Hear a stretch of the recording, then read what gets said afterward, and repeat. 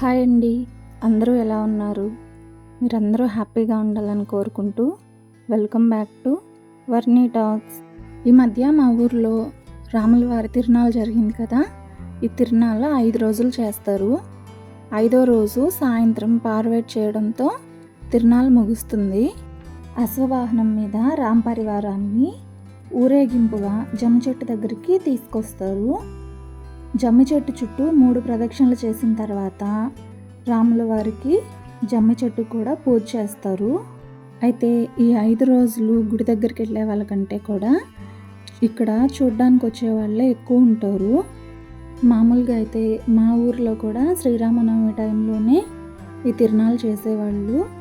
కానీ ఒక 3 సంవత్సరాల నుంచి జూన్ నెలలో చేస్తున్నారు.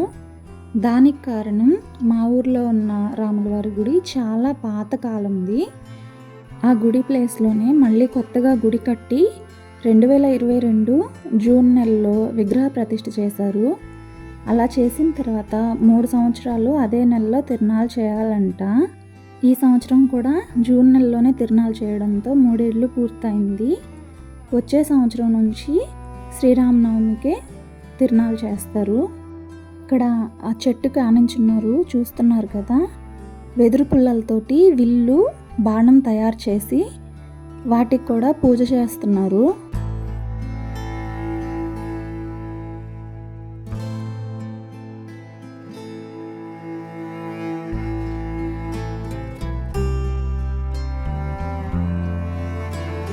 నేను నా పెళ్లి కాకముందు అమ్మవార్ల ఊరి దగ్గర ఎప్పుడు శ్రీరామనవమి వచ్చినా సీతారాముల కళ్యాణం తప్ప ఇదంతా ఎప్పుడూ చూడలేదు.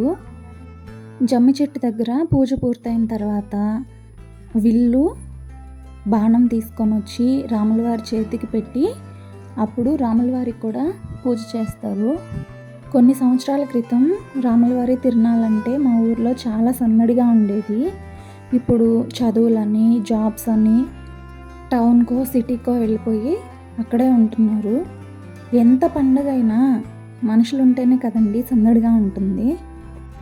అలా ఊరికి దూరంగా ఉండి రాలేని వాళ్ళందరూ కూడా వీడియో కాల్స్లో చూసి సరిపెట్టుకుంటున్నారు.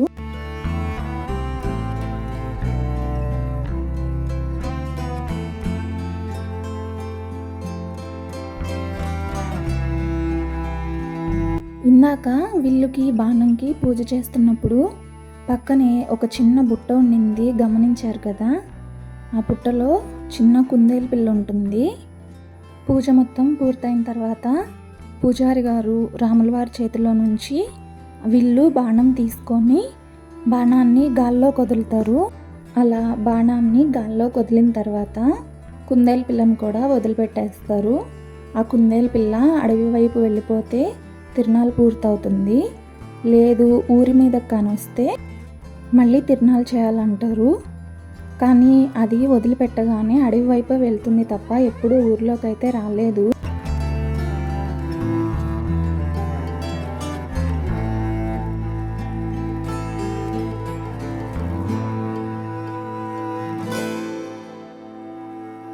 కుందేల్ని చూపించేటప్పుడు తీసిన వీడియో క్లిప్ మిస్ అయింది.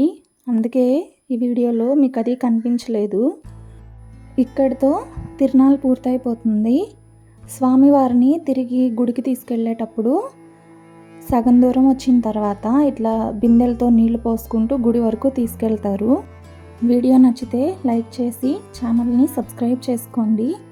అలాగే ఈ వీడియో మీకు ఎలా అనిపించిందో కూడా కామెంట్ చేయండి. ఇంకో వీడియోలో మళ్ళీ కలుద్దాం.